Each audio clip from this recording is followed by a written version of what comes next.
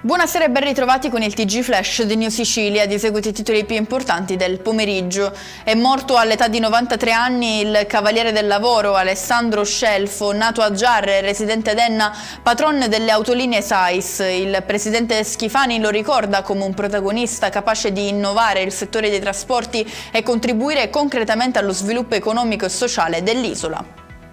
Sequestrati 500.000 euro all'architetto 53enne Massimo Gentile, ritenuto tra i presunti favoreggiatori della latitanza del boss Matteo Messina Denaro, per il quale avrebbe svolto il lavoro di prestanome.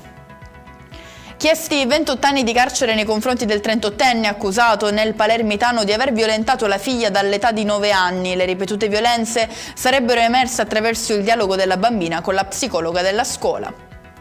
Si attende la conferma dell'ergastolo per il 25enne romeno accusato del duplice femminicidio avvenuto a Naro nel gennaio 2024 ai danni di 2 connazionali. Il 14 maggio l'udienza per la discussione finale.